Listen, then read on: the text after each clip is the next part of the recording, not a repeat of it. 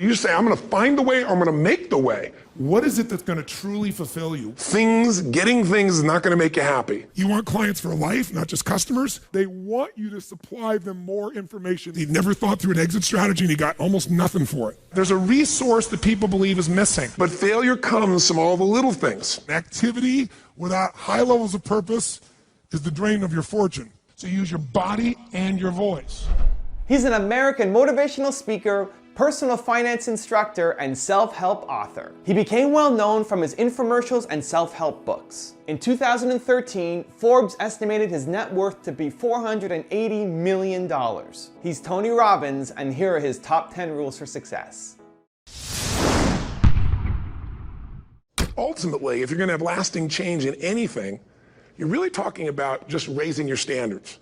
I mean, I always tell people, if you want to know how to change your life, I give it to you in 3 words, boring as it sounds: raise your standards. And what does that mean? Corny as it sounds. Raise your standards. Oh, thank you for the breakthrough thought, Tony. I'm glad I wasted my time watching this little email with you. But think about it. Lasting change is different than a goal. You don't always get your goals, but you always get your standards. Maybe it would help you is to think about it this way. I try to explain standards to people with a different set of words. Think of it as everybody in life gets their musts. They don't get their shoulds. Like, think about it. Most people have a list of shoulds, don't they? Don't you have a list of the shoulds, things you should do, you should follow through on? I should lose some weight, I should work out more, I should make more calls, I should respond more rapidly to my email, whatever, you know? I should get into the office earlier, I should be, more confident. Whatever your should list is, people love to have their should list be met, but it's kind of like New Year's resolutions. If it does, it's really exciting, but if it doesn't, which is most of the time, it's a little disappointing, but you kind of know it's not going to happen.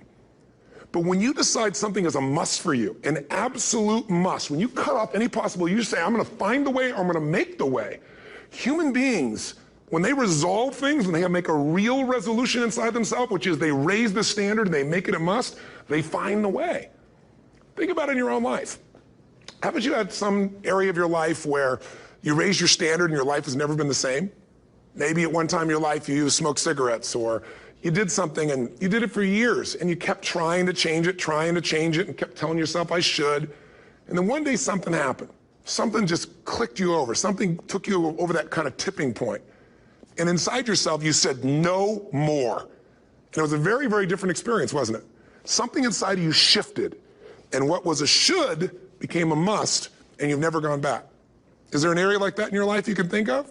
Again, did you ever smoke cigarettes? Did you ever eat a certain way, drink a certain form of alcohol, and then finally say no more, and you just don't go back? And notice this, it doesn't really take any willpower anymore.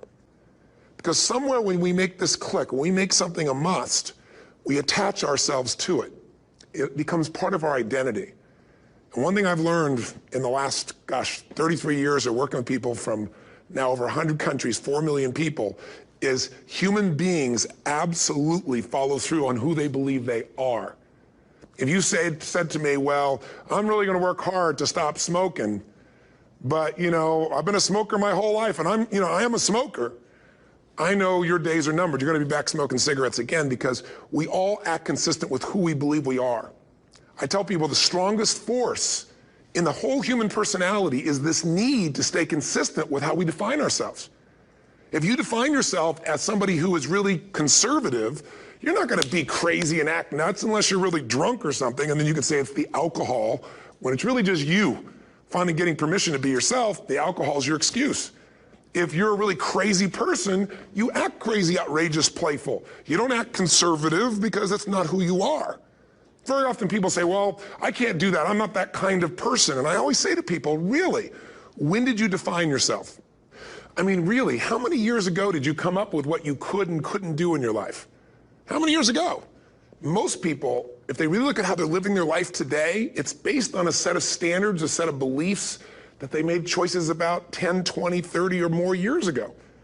I mean, very often we made decisions in our youth or very young about what to believe, about what we were capable of, about who we are as a person, and that becomes the glass ceiling, if you will, that controls us. There's a corny metaphor, but it's true. I remember one time I was with my family at the circus, and there was a person there, and they had this big, giant elephant. And you look at this elephant, and they take this little rope, put it around the elephant's neck, and they drive this stake into the ground.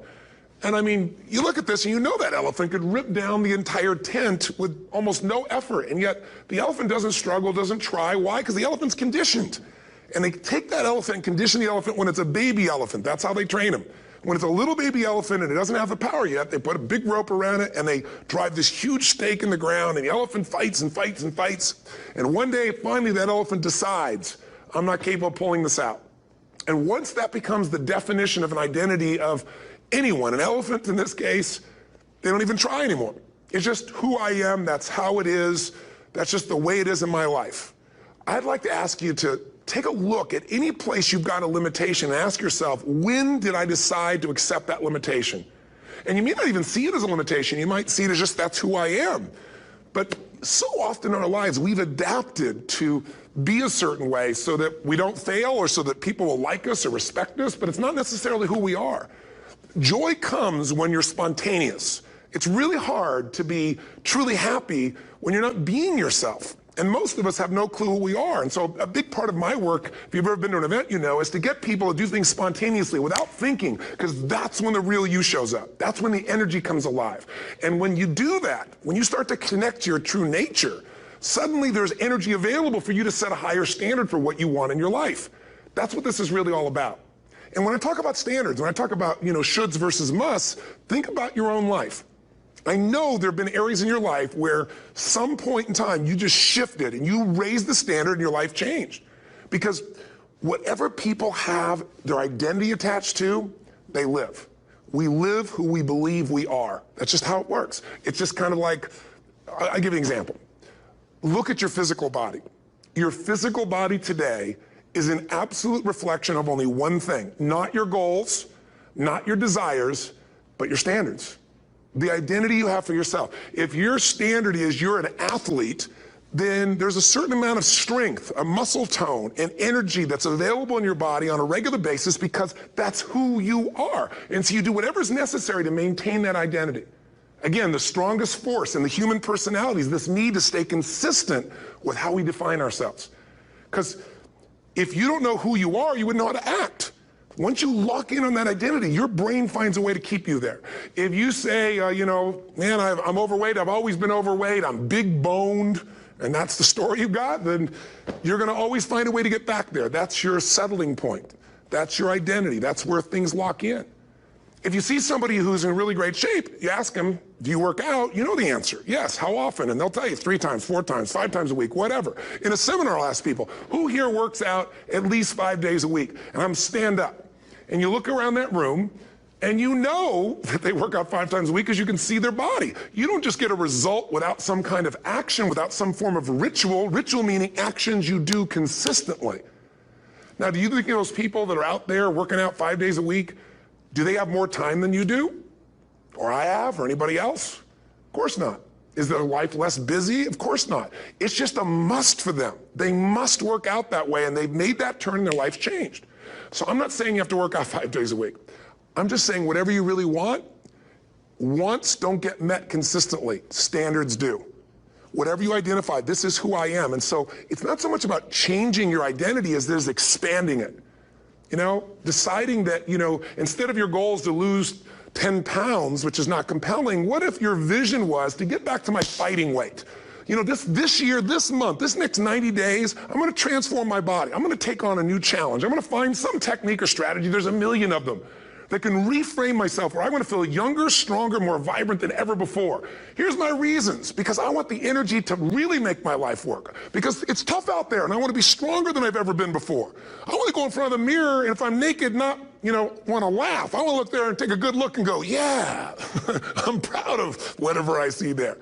Whatever it takes, something's going to make you laugh, smile, something that's going to tease yourself, but something's going to move you to another level. If you identify yourself in a new way and you own that every day, and that becomes the standard of how you live, you'll find the way to make that standard real. Money's the same way. Think about it. It doesn't matter what's happening, quote unquote, in the marketplace. People that make money find a way to make money no matter what, don't they? I mean, most people's standard is to pay their bills. So that's what most people find a way to do, even when economic times get tough. Most people, if that's their absolute standard, they find a way. Some people's standard is pay their bills most of the time. And so most of the time they do. Some people's standard is not just to pay their bills, but to take care of their family and maybe even some of their friends. And they find a way. In fact, you know, some people may be in a family where they don't have enough money. They barely have money to pay their bills. They work their guts out. And then somebody, their mother, their father, somebody else, their sister gets ill, and there's not enough money to take care of it. Nobody else has money in the family. They don't either, but they find a way to get that money to take care of their mother or father, don't they? And pay their bills. They never could do it before. Why? The situation made them raise their own standard. And not everybody does that. Somebody else in the family might have money and still not take care of their mother. It all comes down to the inner game, my friends. Changing your life is a change in the inner game. The outside world you can't control, but you have absolute control over this one if you learn the dynamics of what shapes you. And identity is one of those simple, clear, fundamental basics that if you start to shift it, everything else will shift in your life as well. Some people, by the way, have to have more than enough money to do what they want, when they want, where they want, with whomever they want, contribute the way they want. And if that's their must, they find a way. I know that sounds overly simplistic, but it's true. You know, somebody once said you could take all the money in the world out of the hands of everybody, out of all the wealthy people in the world who are really successful, give it to other people. It wouldn't take too long. Those people would have it back in their hands. It's not because they're manipulative. It's because they have a standard. Some are manipulative, don't get me wrong, but they've got a standard of what they're going to find a way to make happen. I'm just simply saying to you, take those 3 magic words and live them. Raise your standard. Michael Gerber, the guy that wrote the E-Myth, talks about why so many businesses, young businesses fail. And one of the things he says is most people are not really entrepreneurs, but they think that's what they should be. They think that's the sexy thing, that's the most attractive thing, that's the best answer. And what I say to you is, you gotta separate the vehicle from the outcome. What is it that's gonna truly fulfill you? What is it that's gonna give you that extraordinary life? What's gonna make things magnificent on your terms, not somebody else's terms, not your father, your mother, your background? What is that really? Separate the vehicle, because there's many ways to get to that vehicle. But I'm saying, sometimes you gotta reevaluate what's gonna really make you fulfilled. What is your gift? Are you an artist? Are you the talent that can produce something no one else produces as a skill or a product or a service or some impact? Are you incredibly good at management? You really know how to manage or lead people? Are you an extraordinary entrepreneur that can take that gigantic gut load of risk and can create the vision and attract the talent that you need and the managers and leaders? You may have all 3 abilities, but which one really fulfills you the most is going to be the critical question. Because we tend to want to do them all, especially in a room like this, because you're all overachievers, right? Me too. And you say, well, I can do all these. Yes, you can, but what will it do to your quality of life? See, again, the secret's going to be this. What is an extraordinary life on your terms today? Getting things is not going to make you happy. That's good news in a tough economy. It's a good reminder. It doesn't matter what you get. Doesn't matter whether it be money or opportunity. All those things might excite you for the moment. Even a relationship, as magnificent it may be, might be exciting for a while. But if you don't keep growing, that relationship isn't going to stay exciting. So the secret to real happiness is progress. Progress equals happiness. And if we can make progress on a regular basis, we feel alive. And that's why at the beginning of the year, we get this thing like, okay, I can have this fresh start. I could really do what my soul desires. I could expand. I could grow. I could improve. I could change. Or maybe better than change, I could progress. See, think about that. Progress is an aliveness to it, doesn't it? You don't have to work at changing. People say all the time now, well, I'm working on changing. Don't worry about it. You don't have to work on changing. Change is automatic. Your body's going to change whether you want it or not as the years go by. And no matter how hard you work, there's going to be some changes going on there. The economy is going to change no matter what you want it to do. The weather is going to change. Relationships are going to change. Everything in life is always changing. We don't have to work on change. Change is automatic, but progress is not. So if you want to make real progress, then you really got to look at your life in a different way. You got to say, I got to take control of this process and not just hope it's going to work out like people do who make a resolution. Treat people at the end of the relationship like it's the beginning and there won't be an end. And that's not just your intimate relationship. What if your customers, what if you fell in love with your customers, with your clients, more than your product, more than your company? If your entire life was about meeting their needs, if you would do what for your customers and clients, you would do what? If you love your customers and clients, you do anything, guess what? They're going to love you. But most people love their customers and clients as long as they buy from them, do what they want, respond to them. And when they don't, they go, that's the end. You want clients for life, not just customers? Fall in love with them. It's a different focus, isn't it? It's a different meaning. And that creates a different life because you make decisions differently from that place. What does it take to create world-class marketing? What is the unique selling proposition? What is what we call value-added marketing, VAM? Today, most people are sick and tired of advertising because where is it? Everywhere. In fact, I got a question for you. How many of you in this room do not even see banner ads anymore? Literally, it's there, but you don't perceive it. Like your brain literally washes it out. Raise your hand if that's true. Keep your hands nice and high and look around the room right now, and you'll see 98% of the people wash it out. So don't buy them unless you're going to create something really unique. It's a total waste of your money and your time in the world we're in today. Today, what creates marketing is when you don't just market, but you add value to people. You do something, you teach them, you give them an insight, you give something valuable that costs them nothing, and then they look to you as an expert. They look to you as a person that adds value. They want you to supply them more information, more experience, more products, more services. If you've made this whole business about meeting your needs, you can run a successful business, but it'll be a job because you'll never be able to sell it. Because if it's just meeting your needs, it's not a system. It demands your attention, your connection. It's giving what you want. But ultimately, it's not going to give somebody else what they want, so you can't sell it. If you can't sell your business, if you don't have an exit strategy, you have a job. I don't care how successful the business is. That doesn't mean you have to sell the business. But one of the most important decisions you make in business is, ultimately, if I was going to sell this, if I chose to, I have to know who would I sell this to so that I have long-term value, not just an income along the way. I have this critical mass hit. I get a multiple of my business. And most people don't have a clear exit strategy. They think I'll come up with that someday. You got to start with that end in mind. That's got to be part of your focus if you're going to be successful in your business. I can remember a gentleman who's built CAA in Hollywood. It was the largest, most successful agency, right? Michael Ovitz, remember that name? He put together Nike and Coca-Cola and these billion-dollar deals. And eventually, Mike Ovitz went to go sell that business. He'd never thought through an exit strategy, and he got almost nothing for it. Because the laws prevented him from selling it to a studio. He had to sell it to some of his employees for pennies on its real value. Now, Mike found a way to make money later on in another place off of Disney. But the bottom line is, the guy didn't have an exit strategy. Even though it was brilliant, made lots of money, in the end didn't get the value. Whenever people fail to achieve their goals, 99.9% of the time, and you ask them why, they'll tell you it's because of a lack of resources. That's what all these things are. I didn't have the support, right? I didn't have the money. We didn't have the time. We didn't have this. We didn't have that. There's a resource that people believe is missing. And that resource belief structure then keeps people from ever being able to really lead. Because what leaders do is they find a way to maximize whatever resources they have, as little as they may be, and they don't believe in limited resources. I'll give you an example. Let's take a business example to start with. In 1974, a guy named Sam Walton had built his little company up. He came up with an idea. He started with $20,000 in, I think, 1962, if I remember right.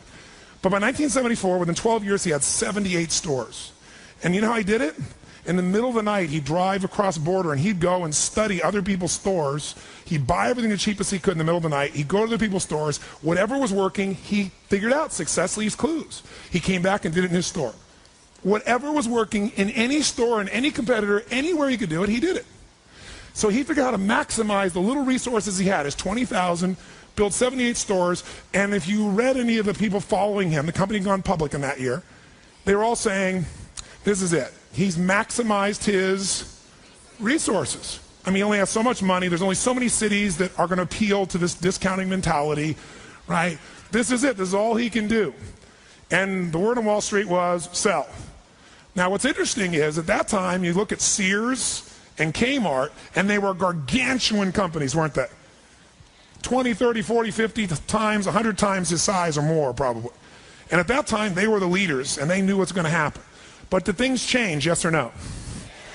Did he suddenly get mass amounts of capital? No. Here's what they didn't understand. Sam Walton now, or the Walton Organization, Walmart, is the most successful retailing operation on earth. And when you talk about Bill Gates being the richest man in the world, that's only true because Sam's fortune is divided up amongst a bunch of different family members. You put them together, they dwarf Bill Gates. Sam Walton did this. How did he do it? What people underestimated is that this guy could go to 4,400 stores, do $250 billion. Where's Kmart today? And they've been shrinking. All of them have been shrinking. And he's the dominant force on earth. Here's the thing he understood. Resources are interesting, but the ultimate resources are the feelings of emotion that make you resourceful. Think of it this way. Resourcefulness is the ultimate resource. What do I mean? What are the emotions that make all this possible? What's the fuel that takes an idea from being in your head where you intellectually know what to do? How many have had an idea, for example, was a great idea, you're excited about it, and then you didn't do anything. One day, there you saw it on the shelf, you saw it somewhere else, someone stole your idea. How many have had this happen? Say, I. The only difference between you and that person was not that they had more resources, they were more resourceful. Success and failure are not giant events. They don't just show up. You don't just suddenly become successful or suddenly have this cataclysmic event that makes you fail. It may look that way, but failure comes from all the little things. It's failure to make the call. It's failure to check the books. It's failure to say, I'm sorry. It's failure to push yourself to do things physically that you don't want to do. And all those little failures day after day come together until one day some cataclysmic event happens and you blame that. That event happened because you missed all the little stuff. Do you agree with me? And success, by the way, is not some overnight event. It's all these little things. Success is having a vision. Success is making it compelling. Success is really seeing it and feeling it every day with strong enough reasons. Success is feeling the sense that I'm here to grow and I'm here to give something to the world more than just myself. All the little stuff. That's where success comes from. In business, it comes from delivering more than anybody could imagine. All those little things add up. People go, wow, that's who I want to do business with. It's true in any area of your life. Leverage is critical. You know how I get so much done? Because I don't just get it done. I know the outcome, I know the purpose, and I look for leverage. Leverage is different than delegation. What's the problem with delegation? Delegation is you have all that needs to be done, so you give it to someone else, and you tell them what needs to be done, and when they don't do it, you're pissed off. Leverage says, I can move the biggest boulder in the world with a little bit of effort if I get something I can do it with, but I'm still part of it. So leverage is, if I'm going to leverage something here with Tom, I'm going to make sure Tom understands the what? The outcome. I want to make sure Tom understands the purpose, the why, and the action. But I might say to Tom, if you can get this done without this action or better action, go for it, baby. And I want to talk to you on this date, and we got to promise and we're going to check in before it's needed. So there's no surprises. And if you're having problems, Tom, come back to me because we're partners on this. That I call leverage. And you know what I do when I have no time? There is time. I just got to leverage it. Now you say, I have no one to leverage it to. You know, Shane over here, right? I got all the stuff he wants to do. He can't leverage it. But Shane's answer was, hire somebody. Then he thinks about what it's going to take and goes, $125,000. Can't do that now. He's getting caught up in one way to get the outcome. Leverage. He goes through his list and goes, what if I got someone to do 20% of this stuff?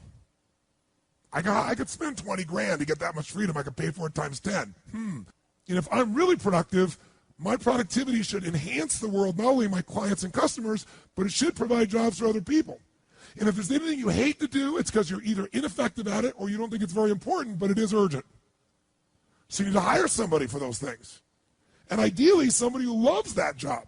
You're never going to grow when your time is eaten up for activities that aren't that important. Activity without high levels of purpose is the drain of your fortune.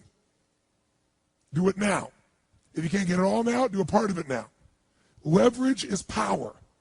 Leverage is ultimate power. Here's what I've created for my life, and anyone I know has succeeded. I'm a 17-year-old kid from Azusa, California, with no real education other than self-education, with no background, with parents that did their best, all of them, with no money. But I did one thing. I love people, and I had an enormous demand I made upon myself, and I sculpted my mind and my emotions to get me to do whatever it would take to achieve and to contribute. But to do that, I did it by using my body and changing my focus. I did it by putting myself in a peak physiology and using what I call incantations. Can you train yourself to believe something, yes or no? Absolutely. How many of you have ever made the fatal mistake of going to Disneyland or Disney World, and while you're there made the fatal mistake of going to a ride called It's a Small World After All? What happens for about a week after you're out of that damn place? You're still singing this thing in your head in 24 languages, right? Well, let me tell you something. How many of you have things when you want to go achieve them and this part of your voice goes, oh, it's not going to happen, or forget it? How many got a voice that sometimes interrupts that good pattern? Say I. And what you want to do is train a new one. So starting when I was 17, I started doing incantations, not affirmations. Affirmation, you go, I'm happy, I'm happy, I'm happy, I'm happy, I'm happy. What's the problem? You haven't changed your what? Your what? Physiology. If you don't change your physiology, you won't get anything. So an incantation is not only you speak it, but you embody what you're saying with all the intensity you can. And you do it with enough repetitions that it sticks in your head. Like It's a Small World, now the conversation in your head is always the same and it gives you what you want. So you use your body and your voice. So 17 years ago, I started doing things. I was working for Jim Rohn, this speaker, and I was 17 years old. I had long hair, minestrone soup, acne on my face. And I was trying to call on Bear Stearns type of people and convince them why they should go to this man's seminar and be more successful. I was driving a 1968 Volkswagen that I had earned at $40 a week as a janitor. The only way I did it was park far from the building and then go in, and I love people and I believe, but I put myself in state, and I was able to influence people that were far more successful than I was at the time. I would do something that I still do backstage and have done for 23 years because I don't hope I'm going to be in a good state, I demand it. So I do an incantation using my whole body. I'd say, I now command my subconscious mind to direct me in helping as many people as possible alive today to better their lives by giving me the strength, the emotion, the persuasion, the humor, the brevity, whatever it takes to show these people and get these people to change their lives now. And I would do that literally driving in my Volkswagen to a meeting in LA on the freeway for 40 minutes. People are looking at me, I'm screaming at the top of my lungs. They're going, I know he's a serial killer, I know he is. But by the time I entered that room, when two people meet, if there's rapport, the person who's most certain will always influence the other person. And I was totally certain, and they were trying to get revved up to certainty. Do you agree with this, yes or no?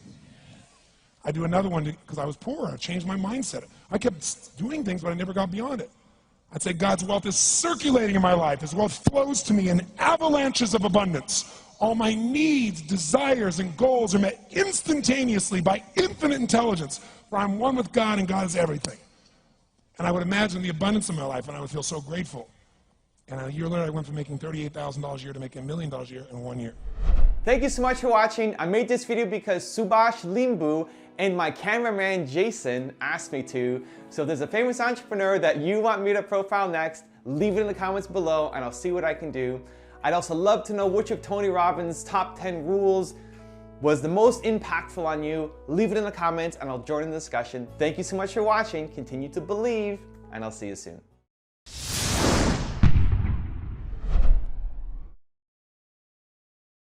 There's a man named Ken Blanchard who wrote those books called the 1 Minute Manager books. And he said something very early in my life. He said, Tony, a business will always consume whatever's available. And he said, I see you're coming out with your first book. I was 24, and it was Unlimited Power. And he goes, you're coming out with this book. I think it's gonna be a big success. Do not put that money in your business. Take that money and put it into a separate investment account that nobody else touches. He said, I'm telling you, the business will get all the benefit of all the media, of all the things that come to it, but the actual dollars of that should stay out. He said the same thing when I had an infomercial. He said, take that money and put it aside. Well, it was some of the best advice I ever got in my entire life because I put it aside, and there were times when that money was needed. But I was like putting it in a chapel. It was like putting it where it was sacred money and it was not going to be touched. If someone came along and said, you have no money for your business, but guess what? Obama just raised the taxes 20% more for your business, you'd scream, you'd yell, you'd be upset, and you'd pay it. So why not put your family first? Why not have a portion of what you own, or what you earn, I should say, for yours to keep? It doesn't go to Kate Spade. It doesn't go to Wall Street. It goes to your family. And the way you do that is you tax yourself. It's a wealth tax. You go, that's my freedom fund. And that comes off the top. And the secret is automated so you don't see it. That's really the most important. Very often you're getting what you're asking for. You're just not aware of how general you're asking. Clarity is power. The more clear you are about exactly what it is you want, the more your brain knows how to get there. Your brain is a servo mechanism. It's like a bomb. Those bombs, those missiles, they have a servo mechanism. So if the target moves, it knows what the target is, it follows it. Your brain, when you condition it, knows exactly what to go for and it'll find a way to get there. Did you ever buy a certain outfit or a certain car and suddenly see that car outfit everywhere? How many of you have had that experience? Say, aye. How come that car outfit's everywhere? It always was everywhere, but now you notice it. And the reason is because there's a part of your brain called the reticular activating system, the RAS. That part of your brain determines what you notice and what you don't notice. Your brain spends most of its time trying to make sure you don't notice because you'll go crazy if you notice everything. But when you decide what's most important to you, your brain goes after it.